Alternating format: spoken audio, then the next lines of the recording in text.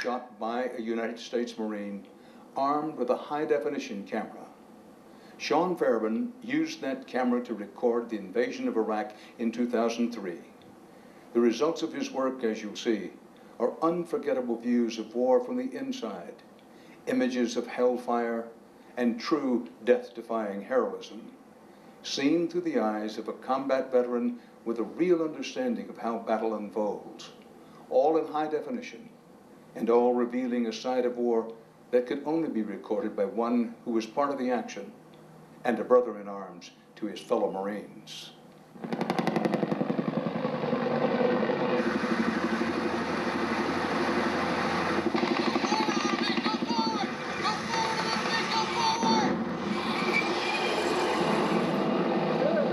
I knew that if we were going tank on tank that I can kill anybody in the world. My Marines were more than prepared to do that.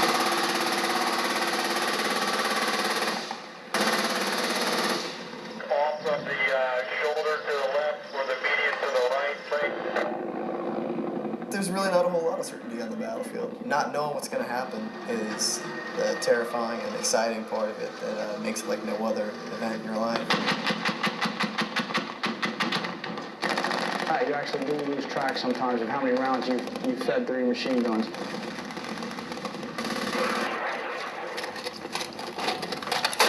I was running through the minefield, and I could hear the pops. I just chuckled to myself, and I said, think what the enemy must be thinking. Holy, these guys are blowing up everything.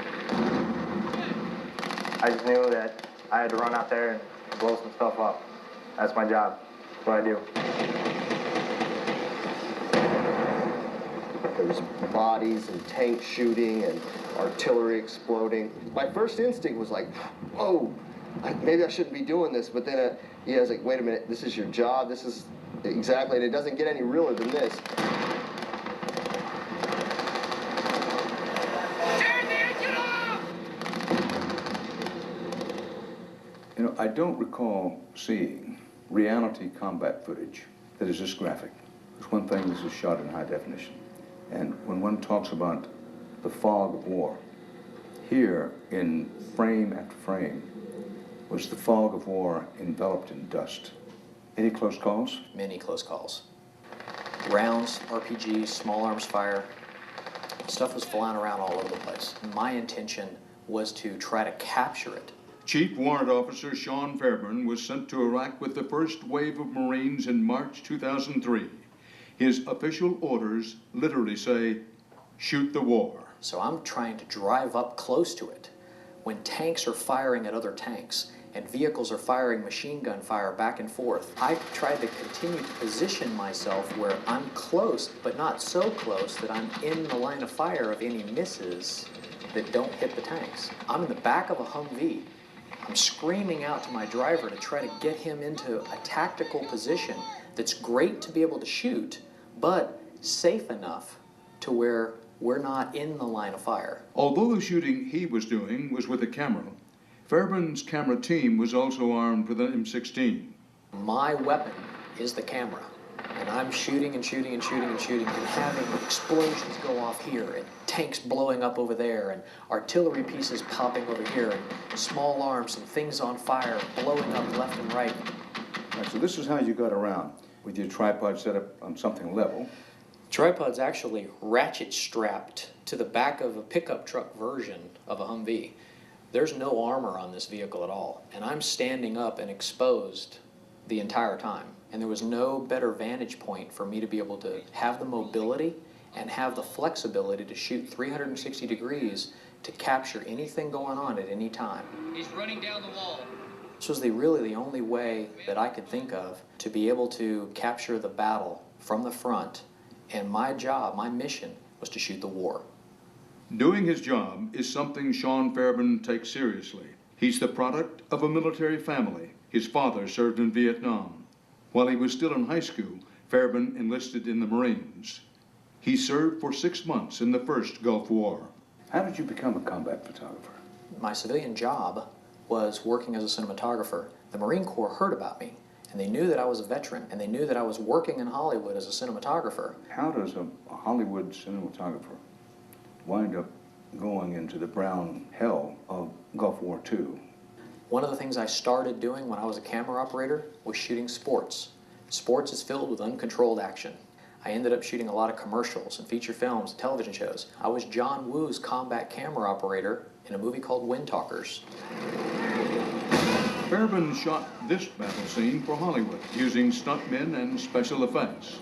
But one day after 9/11, he contacted the Marines and asked how he could help. And I was given the opportunity, I was basically invited.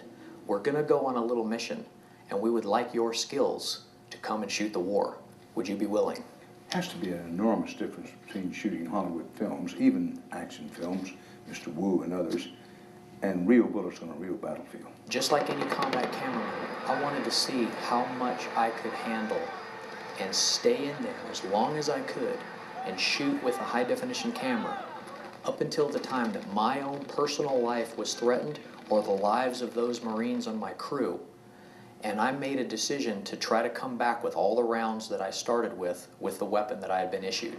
Fairburn was one of more than 135,000 troops deployed as part of the original Operation Iraqi Freedom. You were married at this time. Married, very happily married, with 3 sons and a daughter on the way. My wife was 6 months pregnant. Must have entered your mind. I have to strike a balance here, because it isn't just myself, it isn't just myself and my wife. The way that I looked at it was I needed to defend my family. And I had a choice. I could stand on my front porch and wait for the battle to come to me, but if I can take the fight to the enemy, then I prevent that fight from coming back to my home.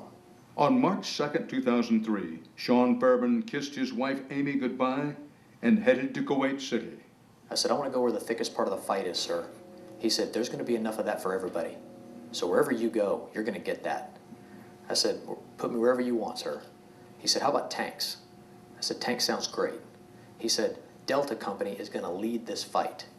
You need to go meet Greg Poland. Captain Greg Poland was the company commander for Delta Company's 1st Tank Battalion. Greg was a very intelligent, young, aggressive officer who really had a very hot unit, very well trained and prepared for battle. He was not interested in having what we affectionately call strap hangers hanging onto his company. So he said, no way. Chief Warrant Officer Fairburn and his team of Marines, that was an interesting thing for us. The night before we crossed the border from Kuwait into Iraq, I showed up at the battalion. They said, oh, by the way, we're going to attach a camera team to your Marines, to your company. And I said, hell no, you're not going to do that. And I pulled him aside and I said, hey, sir, can we have a talk?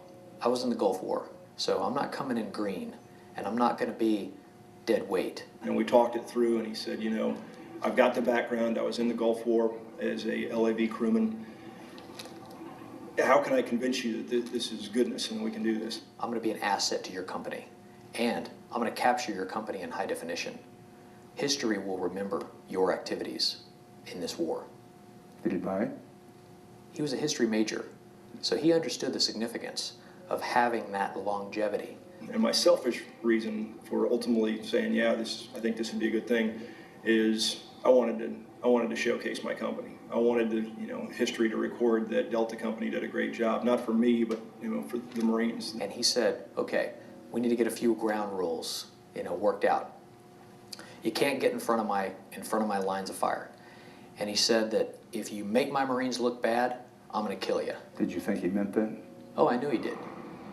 But on March 20th, Captain Poland had much bigger problems than finding out a cameraman would be along for the ride to Baghdad. The day before we crossed the border, we'd gotten an intel brief that somehow the Iraqi Republican Guard had moved 180 T-72 tanks down to defend the border. So effectively what we did as a regiment is we took about 8 months of solid planning and reworked our battle plan in about 8 hours to fundamentally change how we were going to attack across the border. Now, Captain Poland had to tell his battalion the news that they'd be going up against almost 200 Soviet-made tanks. I thought, what am I going to tell these guys? Are they going to be as shaken as I initially was? I briefed every Marine on what was going on and asked if anybody had any questions. And Gunny Heath came forward and said, hey, sir, how many tanks did you say they had? He said 180. He said, well, somebody else is going to have to take the other 20 because I only have 160 tank rounds on board with my platoon. And everybody just started laughing and saying, all right, it's going to be all right. The sun's going to come up tomorrow and we're going to go kick these guys. It was 6 a.m. on March 21st when the 1st Tank Division headed to the Iraqi border. Chief Warrant Officer Sean Fairburn had succeeded in talking his way into the unit. He would shoot the war in high definition with Delta Company. I decided to stay with one unit and stick with them, come hell or high water. Whether in the fight or in the lull, we were going to stay with one unit. The border between Kuwait and Iraq was just 3 miles away. It took only minutes for the 1st U.S. tank to get there. And then, boom, across the border, and the first tank over in the entire regiment, first vehicle over in the entire regiment. And it's like, I just invaded a country. And it's the most surreal experience I can possibly imagine. Lieutenant Matt Ufford, leader of Delta Company's 2nd Platoon, was the first to cross the invisible line in the sand. Welcome to Iraq, Marines. And sand was about all Lieutenant Ufford and his platoon were seeing. And there's berms everywhere. And I gotta say that I didn't know what a berm was until I entered the Marine Corps. And it's just it's a big lump of, well, it's a wall of sand that's been shoveled up and piled and packed down tightly. So instead of driving up the highway like we planned to do, we've got to go over these bone-jarring berms that are probably anywhere from 4 to 6 feet tall, and it's making us pretty angry Marines. After 20 miles of rough desert terrain, Delta Company finally hit what they call the hardball, Highway 1. They were out in the open, traveling in a convoy that stretched for miles, and knew they could come under attack at any moment. How worried were you, and how worried were the Marines that you were going to face big weapons of mass destruction somewhere along the way? Our major concern was getting hit with biological, chemical, or potentially nuclear weapons. Most significant threat is chemical. They picked up, radio battalion picked up some intercept last night, and chemical release had been authorized. They expect chemical to happen somewhere within our zone sometime, basically from now until this whole thing's all over. Somebody is most likely going to release it. So. To protect themselves, the Marines of Delta Company wore a heavy carbon-filled chemical suit every day they were in Iraq. Their gas masks at the ready.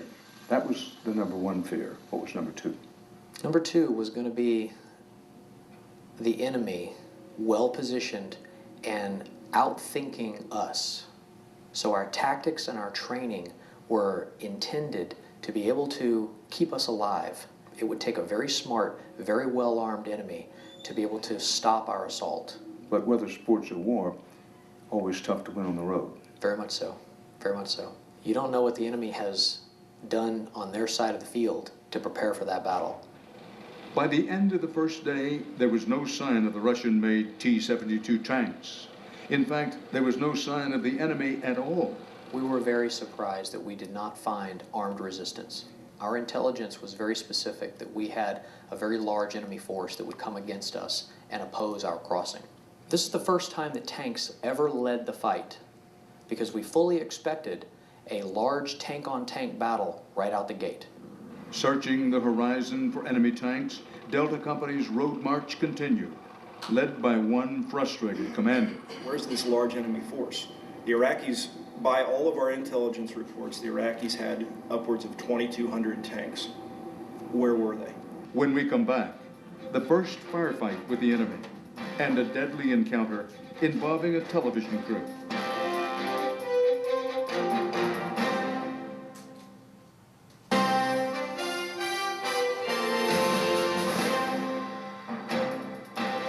Suicide type attacks are continuing. What's happening is they know we don't like to fire on civilians, so they're dressing in civilian clothes, waving the white flag, and doubling back. So basically we're stopping, we're going to stop everybody to the extent that it's possible. The Marines Delta Company moved on toward Baghdad. The top speed for the M1A1 Abrams tank is about 40 miles an hour. Considered fast for a fighting machine. but Captain Poland's unit is way behind schedule. Now, all along the road, you were passing refugees, women, children, all coming south from the direction of Baghdad. Yes, sir. Initially, we expected there to be a good dose of movement of people fleeing what would become battle zones. The people that live there wanting to just get out of the way, and they're just fleeing. So we expected a good degree of that. But what we didn't expect was the amount of military-aged Iraqis walking around in groups, young men, clean haircuts, sometimes barefooted, sometimes with no weapons or nothing. And we came upon positions that earlier had been occupied with weapons, with uniforms, with boots laying there on the ground. Were you allowed to question these young men? When they posed a threat, we would take them up into a bit of a dragnet and sift through them, checking them for any paperwork, any maps. Were they reconnaissance? If they posed no physical threat, we just let them go. But for those who raised suspicions, impromptu interrogations were conducted. How do we know he's not running from one unit to another unit? كيف نعرف أنت لم يهرب من واحدة ممكن أنت يروح واحدة ثانية؟ لا لا من الهربس. No, by God, I'm not going to another unit. I'm just running away. Okay. Ask him about the Fairburn tattoo. Why does he have this? Just a game. Just a game? Nice. Tell him that this tattoo to the Americans means serious business. If anybody who has a symbol on them, we take them and we question them because that means they're really dedicated to the regime. The tattoo is one that Fedayeen fighters wear. This man has no explanation for why he has it or why his notebook is filled with military coordinates. When we started asking him, he said it was his book. Now he's saying it's his cousin's book and he was just carrying it for him. So tell him if he's lying, he's going to get himself into more trouble. But Delta Company didn't have time to take prisoners. They had orders to keep moving. We needed to try to make Basra by nightfall because the next day we were going to hand that off to the Brits. So we were running behind. As Delta Company pressed on, it looked as if only one side had shown up to fight the war. The entire route up, we had had Cobra gunships up with us, flying overhead, and they had continued to paint back to us on the radio that no enemy seen. I started getting the feeling the T-72s weren't even there as we got up on the objective and found no cohesive defense whatsoever. Because the enemy had really been not present almost everywhere we went, we figured eventually we would run into them. That night, they did. The first firefight with Iraqi forces began just after midnight. After you got to the outskirts of Basra, things began to heat up. Oh, yeah. Big time. Fairburn captured the battle using his night scope. There's as much fighting, shooting at night as there is in the daytime, is there not? The American military owns the night because of our ability to use night vision goggles and thermal sights that see the same in day and night. It means when you're looking out, it's like seeing a brightly lighted football field, whereas someone who doesn't have the night vision, it may be dark as a crow's wing. Correct. The battle for the Basra Bridge was the first sign that Iraqi forces were prepared to fight. All night long there were skirmishes going on between the grunts, the Lima Company, and infantry. They were taking out vehicles left and right that were coming over. But at this time there still weren't tanks that were coming across. The next morning when the fog lifts and we're really able to see what's going on, we backed up into a better fighting position. The tanks backed up to 3,000 meters out. Now they can fire and maneuver. Now we can fire and we can watch what's going on. Captain Poland got intelligence from the British SAS that Iraqi tanks were on their way. Got on the radio, and I didn't have all the words out of my mouth when I said they're getting ready to send tanks across the bridge. And about the time I said the enemy's bringing tanks, I looked at the bridge and there were two T-55s coming across, and Lieutenant Hogan's platoon nailed them, and it was perfection. And he came over the top of that bridge, and it was probably the sweetest thing I've ever seen. And then him going up in flames. And I think for the Fedayeen, it definitely sent a shockwave all the way up to Baghdad for them to don't mess with the Marine Corps. It was early morning, and Delta Company had been engaging enemy fire at the Basra Bridge much of the night. Cameraman Daniel de Moustier was on assignment with a British television crew that included correspondent Terry Lloyd. On their own, they were headed for Basra in 2 vehicles. There were lots of traces of heavy fighting because the coalition forces had bombed in that area the night before. But for the rest, things were pretty normal. There was civil traffic on the roads, so we decided it was safe to continue. But when de Moustier saw Iraqi soldiers, he worried the ITN vehicles were inside the front line and decided to make a U-turn.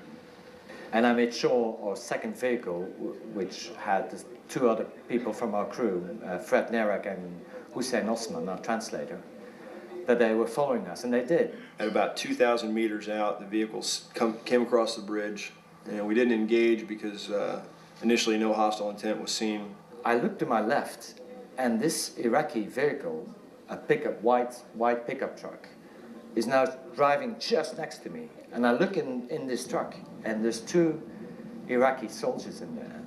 And they were smiling at me, and they were giving me the thumbs up, and they were pointing in that direction. The pickup truck, known as a technical truck by the military, had a machine gun mounted on it. And at that point, we established that the center vehicle, which was a technical, had a machine gun, 7.62 machine gun on the top, and the rest of the vehicles looked like they had men with masks in them. Sure enough, they started to pick up speed and pretty much head right for us, right into our engagement area of the tank platoon. Quite frankly, we thought they were nuts.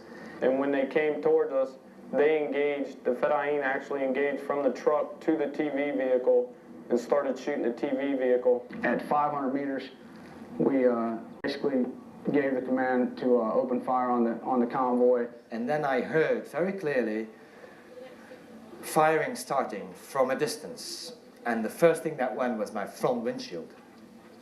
And immediately I ducked down under my steering wheel to protect myself with my head my hands on my head. And that probably saved my life because the bullets were coming from around 2-3 o'clock, and my engine block was in the way. After a few seconds, I looked to the right and I saw Terry was out of the car. He must have jumped out immediately when the firing started.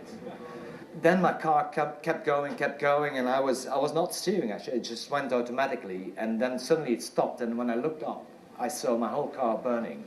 I jumped out, the car exploded, and then I was now next to my vehicle, without any cover at all, in the middle of now crossfire between the Iraqi vehicle, which had a few soldiers in the back, I believe, returning fire to the American tanks. Daniel de Moustier is the only known survivor from the ITN crew. Cameraman Fred Nerak and translator Hussein Osman have never been found. Terry Lloyd was identified at the morgue, killed by a bullet to his head. Sean Fairburn arrived with his camera shortly after that firefight and shot this footage. When I pulled up to the scene, there was an SUV that had been fully engulfed, a Mitsubishi, and it was completely burned off the road on the left-hand side. And when you drive up a little farther forward, there was another SUV, and it hadn't burned at all, and it didn't look like it had been shot from the front. The door was open, and you saw a TV on the side of the vehicle. So my mind wondered what was going on here, what had happened here. An investigation by the Pentagon in May 2003 concluded Delta Company followed the applicable rules of engagement. Everybody agreed. You did what you thought the right thing was at the time, and you didn't have all the information, and that person shouldn't have been there in the first place. And everybody agrees it's unfortunate, but things are going to happen out there that are not always pretty. That was the downside of it, but all in all, I stand 100% behind their performance that day. In October 2006, a coroner's inquest in Britain reached a different conclusion, saying Terry Lloyd's death was an unlawful killing, the result of a gunshot wound to the head fired by U.S. forces. The coroner ruled the shooting occurred as Lloyd was being transported in a van driving away from the American tanks. Scotland Yard is now investigating the case to determine if anyone should be prosecuted in Terry Lloyd's death. David Mannion is the editor-in-chief of ITV News. It may have been an accident. it may have been, he may have been mistaken for an Iraqi vehicle of some kind that was hostile. Difficult to know how that might have figured, but in the fog of war and in a terrifying situation, who knows? But the families deserve the right to know what happened. The U.S. Defense Department considers the case closed. When we return, the march to Baghdad.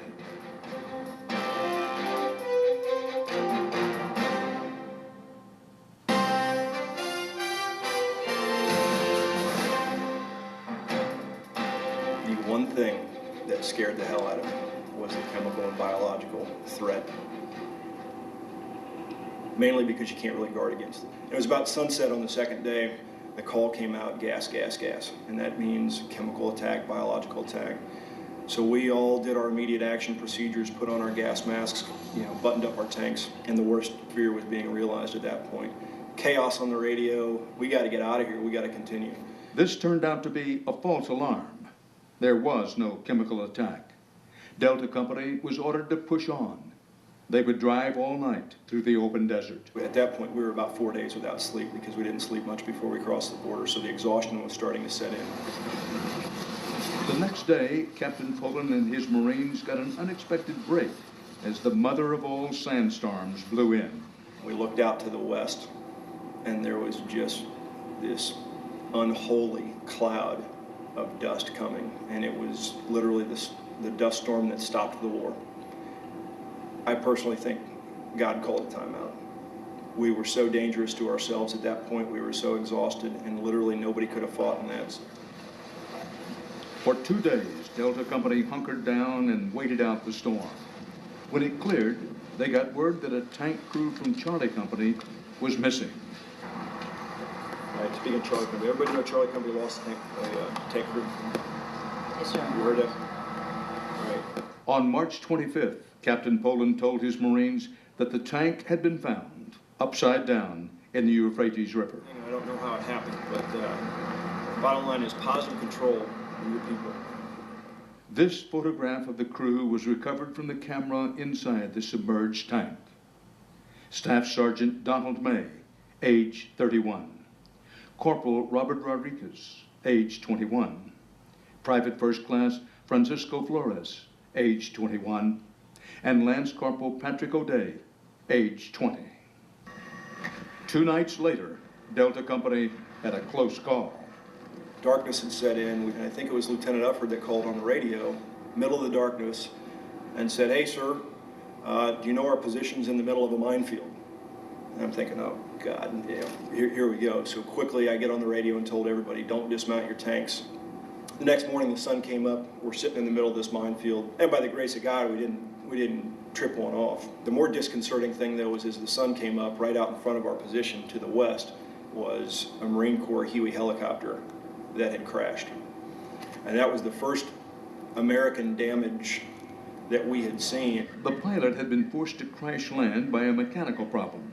He'd been rescued, but there was no way to move the Huey. Now it sat in the middle of a bizarre scene. We're in a minefield here. Minefield is lining both sides of the road, and a herd of camels comes through. So all of us, in somewhat of a bit of morbid curiosity, are wondering and waiting for the camels to step on a mine. But they were anti-tank mines, and they needed more pressure to be able to set off. Pretty big herd of camels. Yeah, there was a good dose, and that was not the only one that passed through that day. So you waited to see if the camels would locate the minefields for you? Yes, it was kind of odd. I mean, there's nothing we could do. We couldn't stop them. They were going to move through on their own pace anyway. Fairburn captured the camels in high definition, along with the day-to-day routine of Delta Company. You shot some extraordinary footage, particularly with the increased vividness, detail of high definition of armed forces, explosions, combat scenes. But you also shot scenes of ordinary activities. Yes, sir. Troops brushing their teeth, shaving, hanging out with one another. One of the things when you get a chance to look back at other conflicts and other combat cameramen, I'm a member of the International Combat Camera Association.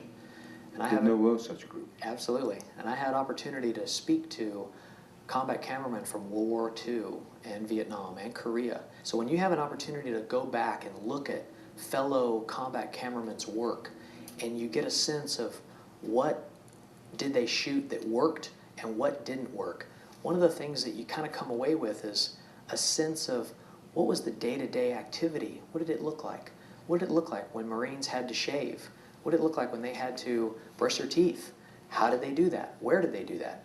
And not missing opportunities to shoot the mundane was also part of what I felt history should look back on, to be able to get a sense of what did that young Marine have to go through throughout his day. One of the most popular quotes about warfare is that it's hours, sometimes days of boredom, interrupted by moments of intense danger, fear, and horror. Was that your experience? Very much so. You never really know which fight's going to be the big fight. You never really know which day is going to be the tough day. You never really know how close you're going to come to danger.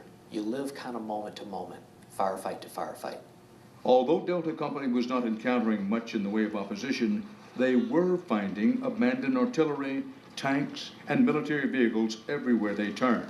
All of the weapons that we had passed, if we didn't destroy them, they became a dangerous threat that any enemy could fall back on those positions and continue to fire. Was the artillery position, generally speaking, vacant? It was vacant, but ready to fire. This was a military version of the porridge was hot, but nobody was there. Very much so. So these guys coming through without any weapons could easily fall back on positions that had been pre-placed and be able to bring us tremendous harm. So we went out of our way to try to destroy as much of the artillery pieces, tanks, vehicles, and weapons emplacements and weapons caches that were all over the place. It became a predictable routine. Close the highway and keep civilians away from the scene while Marines systematically detonated the unmanned artillery.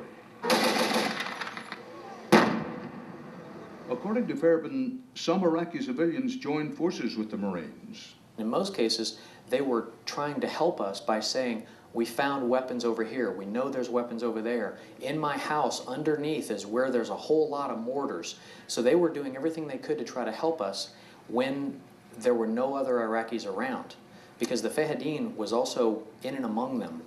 On April 7th, Delta Company was just 30 miles from Baghdad. As they got closer to the bridge over the Diyala River, they found the road ahead of them had been strewn with landmines. These are anti-tank mines surface laid. They're not buried. What we use to get through this is a line charge. This rocket carries a rope wrapped with 1,750 pounds of C4.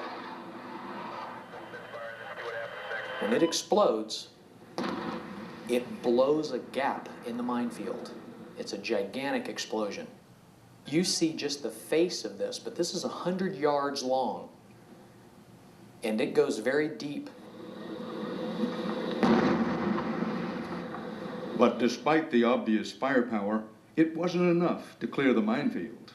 Another line charge was launched. Watch carefully, and you'll see when the rocket fires, it propels a deadly rope of explosives directly into the minefield. After an engineer determines it's a good launch, a button is pushed to detonate the C4. 8 seconds later, everything in its path is destroyed. Ultimately, what we had to do was fire 3 of these line charges because there were still mines in the minefield. The great part of that, though, was as the second one went off, I just chuckled to myself and I said, think what the enemy must be thinking. Holy, these guys are blowing up everything. When we return, one bridge stands between Delta Company and Baghdad, but it's been blown up by the enemy.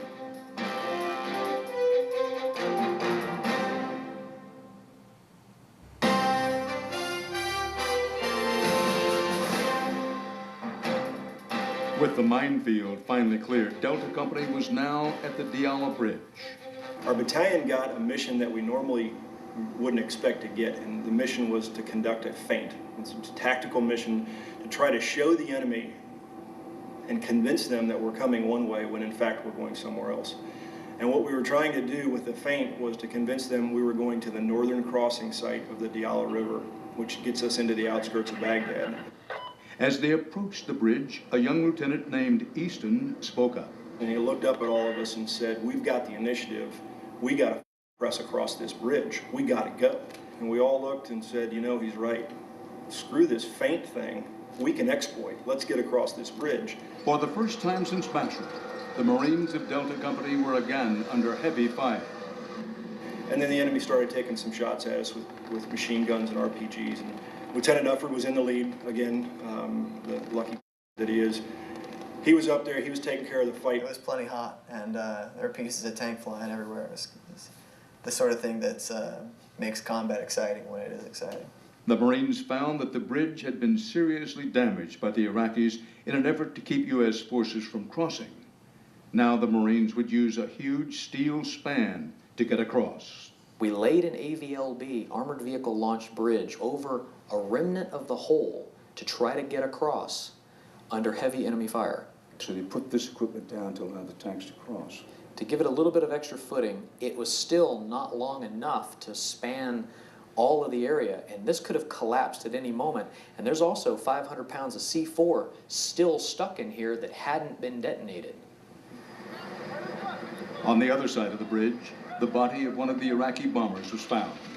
He'd been spotted and shot dead before he could use the detonator in his hand to finish blowing the final span of the bridge. Captain Poland briefed Delta Company as it was about to cross the final obstacle standing between the U.S. forces and Baghdad. Fairburn wanted to be at the front of the action. At times I think he was just absolutely nuts. You know, he got frustrated with having to follow behind our positions.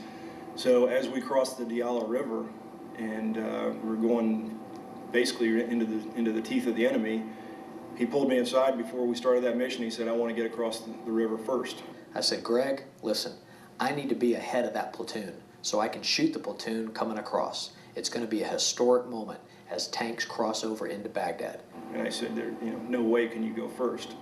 However, if you want to follow the lead tank platoon, then you can shoot all the rest of us coming across the bridge. Will that accomplish your mission? Because ultimately I had to remind myself, I had a mission as a tank company commander to go and kill the enemy and help collapse the regime. He had a mission to record it. So we came to that agreement, and he went across, and while we're all protected within our tanks, he was riding in the back of a Humvee with a camera mount in the back, and I still think he's somewhat crazy. Now, when Captain Pollard said to you he wasn't going to let you get out in front of his tanks at the critical moment crossing the critical bridge, he said he thought you were crazy. He says he still thinks you're crazy. Well, he's right. To be a combat cameraman and to shoot on a battlefield is not high on the list of intelligent things to do. The bridge was the biggest enemy Delta Company had faced, and the loss of the tank crew from Charlie Company while crossing a river earlier had reminded everyone that even tanks are vulnerable. So this was weighing heavy on the minds of those tankers that are now going to cross over another river into a heavy part of the fight under a very faulty, dangerous bridge. The bridge could explode. The bridge could collapse. The enemy could be waiting with tremendous firepower on the other side. Getting across quickly and starting to shoot your way through was the only thing that they were left with. In the end, Second Lieutenant Matt Ufford was in the lead tank. He had made the decision that if Delta Company was going to cross this bridge, his tank would be the first one over. All I know is that my tank's going to have to lead. That's just the long and short of it. There's nobody else to do the job. In the Marines, you can't say, okay, we've got this mission, all right, you lead the way. That's just, you lead from the front, and there's not another way to lead. But there was a problem. The engineering team that examined the damaged bridge felt confident it could withstand up to 35 tons without collapsing. The M1A1 Abrams tank weighs more than 70 tons, fully loaded. It was a little nerve-wracking for me, though. I mean, I would have really preferred if somebody had looked me in the eye as a professional and said, yeah, it's going to be okay. It's no problem. I went open hatch because I wanted to be able to get out of the tank and hopefully swim forward if that were the case. Fairburn and his team went with the first wave of tanks.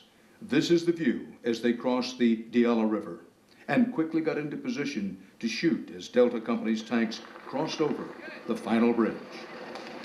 I asked to be able to be part of that so that I could get close to the firefight as possible, because being on the other side of the bridge was going to be way too far away for me to be able to record the heroism of these young Marines. It took 2 full days for the Marines to cross the bridge. The entire regiment was going to have to try to get across that bridge. We're talking about how many people? Roughly 4 battalions. Which would be how many people? Thousands of Marines. I would say 4,000 Marines, comfortably. Across that bridge? Yes. As you get to the other side, what are the Marines' biggest concerns here? We're taking fire from 180 degrees of direction. We're taking fire from up the river, we're taking fire from down the river, we're taking fire from the road, we're taking fire from every built-up area that you can possibly see. While the Marines crossed, sitting next to a gaping hole, Sergeant Jack Carrillo was busy sketching the action. Sergeant Jack Carrillo was my combat illustrator, a tremendously talented artist. I don't think many people know that there is such a thing as a combat sketch artist. Charles Waterhouse, who is a very famous Marine combat illustrator who has drawn the history of the Marine Corps, just comes away with some tremendous images that capture the battlefield in such a way that nothing else could ever come close to. Sergeant Carrillo joined the Marines in 1996 as a combat illustrator. His work has won a number of prestigious awards. There's a lot of combat artists who go out there and they take pictures or they go back to the rear and they do it.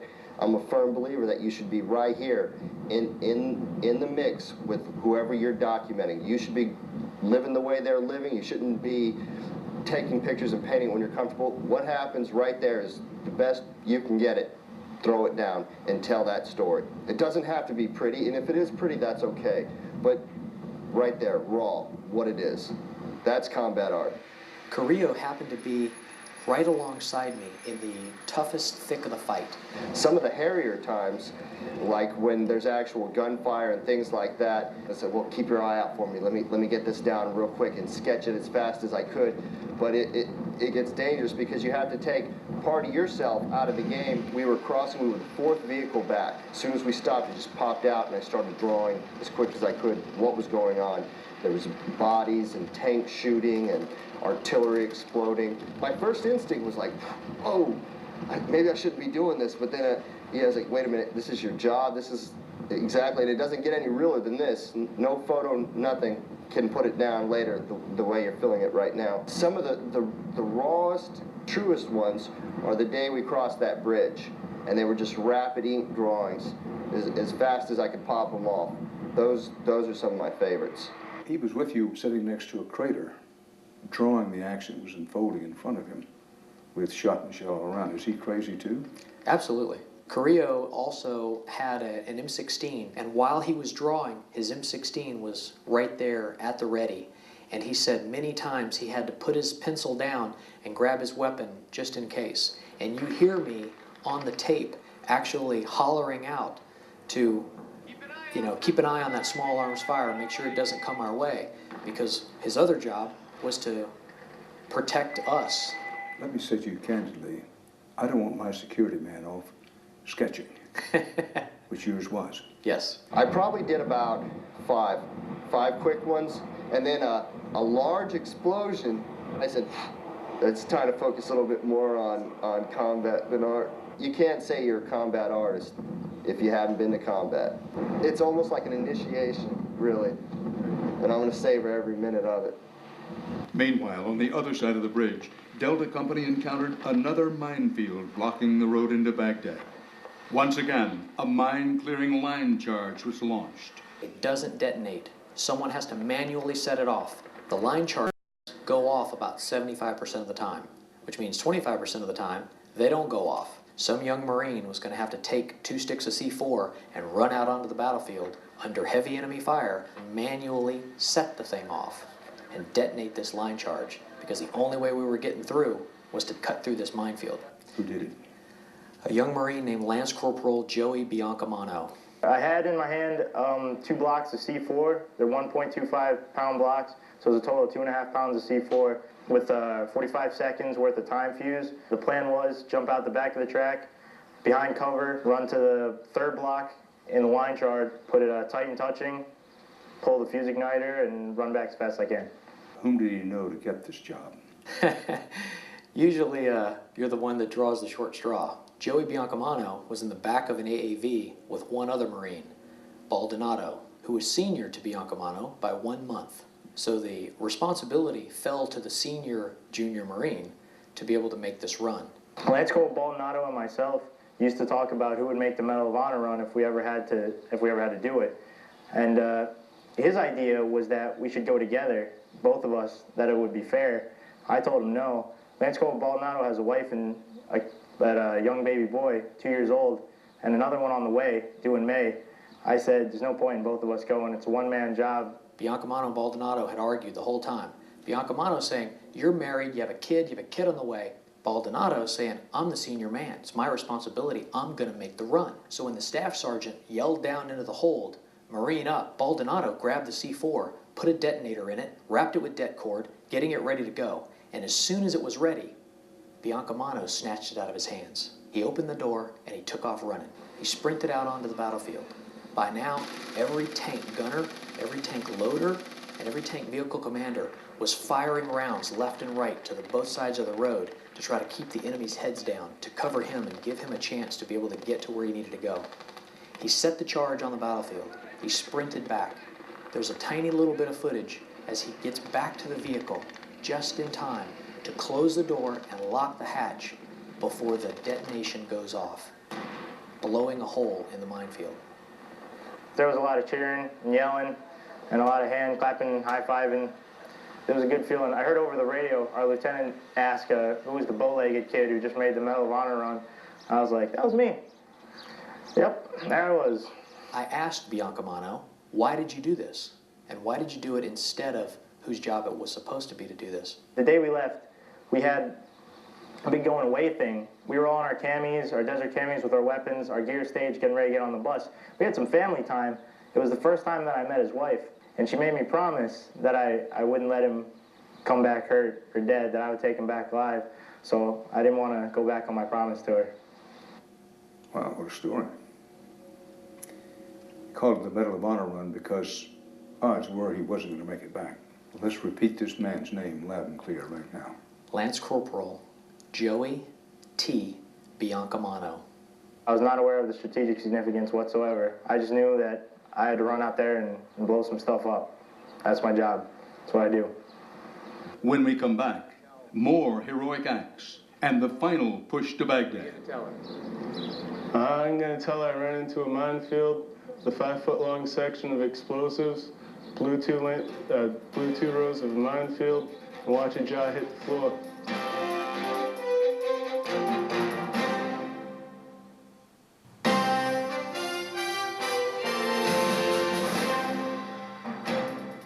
Now, you'd think that would be enough heroism from one platoon, but you'd be wrong. The minefield was still only partially clear. Under heavy fire, Delta Company faced the final obstacle between the Marines and Baghdad. Once Biancamano ignited that line charge, it only cut halfway through the minefield. The remaining part of the minefield, we had to blow up with Bangalore torpedoes.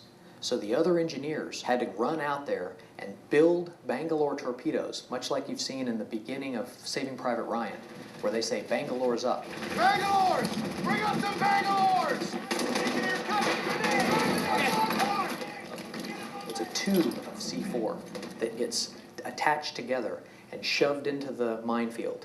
What happened next didn't happen on a Hollywood set. It happened in a minefield on the outskirts of Baghdad when Sergeant Adam Lucretian ordered Bangalore's up. He called to the back. They needed a couple people to jump out with Bangalore's and start running out to clear the last 3 rows of the mines.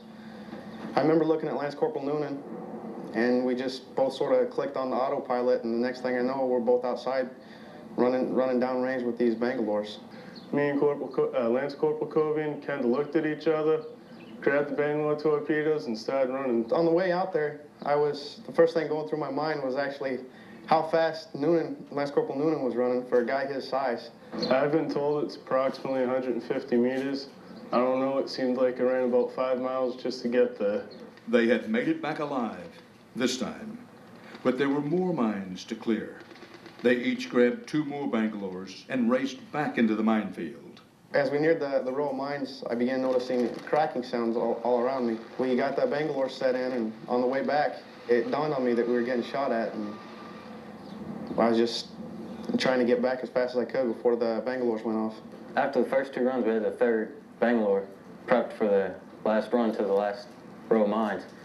And Lance Corporal Cobian and Lance Corporal Noonan came up and said, 2 other Marines go, we can't do it again. And I was happened to be holding a Bangalore. So PFC Wharton just jumped out, and I just jumped out right after him. I already had the Bangalore in my hand, and PFC Kirkpatrick had the Bangalore in his hand, so we just automatically jumped out. I looked back, and I was like, man, that's far. But all I could do was run. It was either that or hang around the Bangalore when it went off. It's not something I wanted to do. Once these guys got that last little bit through, they drove the AAV up into the minefield, all the way to the very, very edge. And the commander of that AAV saw that there's about 5 feet of mines still left to have to get through, that the last Bangalore didn't quite reach. He jumps out of his AAV in the minefield and goes and manually picks up each mine and moves them. The reason that I didn't have them do it is because I'd never asked them to do something I wouldn't do myself, and also I knew what was going on. Instead of having them come from the back of the track disoriented and stuff, I knew exactly where I had to go and just move them out of the way, and I could do it real quick. In most cases, mines have anti-handling devices, so you don't pick them up because they're going to blow up. But he took a chance. They're anti-tank mines, so if it goes off, I'm not going to know the difference anyway. So I figured, what the hell? Question. What kind of man, what kind of person does this, and why? I interviewed all of those Marines afterwards. Probably say, you know how you always told me that the stuff I do would get me in trouble? Well, this time it saved lives. And I'm proud of that. I feel outstanding, awesome. You know, it's great. Everything that I trained for the last 3.5 years, I finally got to do it. But more importantly, everybody's in one piece right now, and they did exactly what I asked them to do quickly and professionally, just did their job. Did any of these Marines get medals? Biancamano received a Bronze Star for his action on the battlefield. The other Marines that made those Bangalore runs also received Bronze Stars. The sergeant got out of his vehicle to get the last 5 feet or so? Also awarded.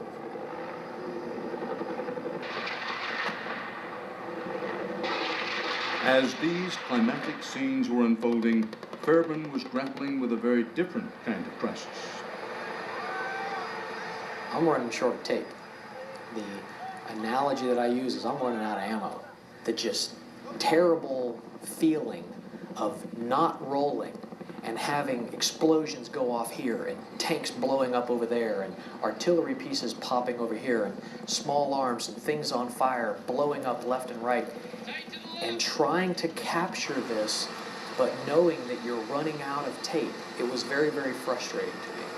On April 9th, 20 days after they had first crossed the border into Iraq, Delta Company drove their tanks into Baghdad.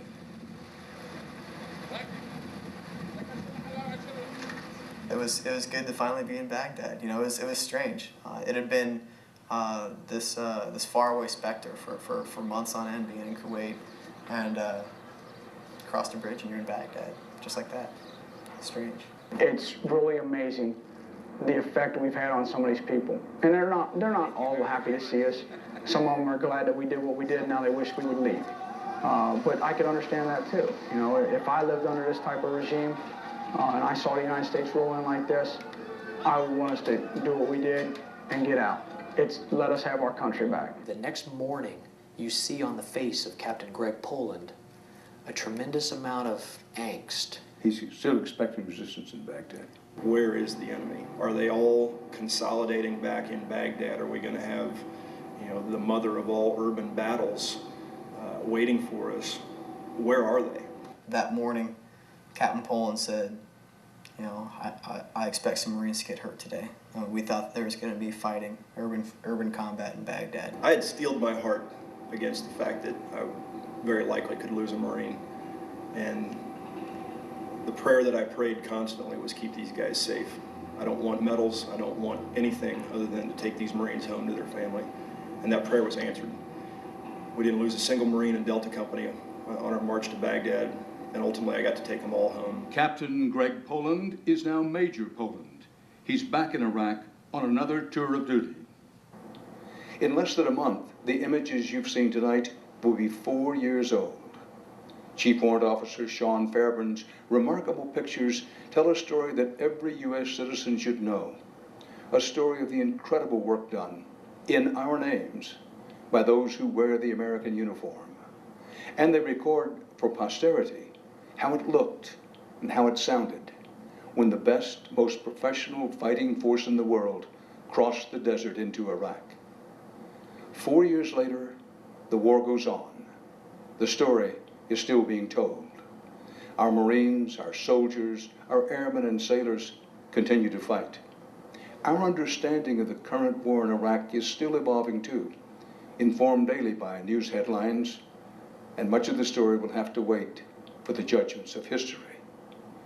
Part of that history will include what one man saw in the early days of the invasion, the raw reality when the war was still young, pictures of bravery that we've been able to share with you because of the bravery and sense of duty of a Marine with a camera. For HDNet, Dan Rather reporting. Good night.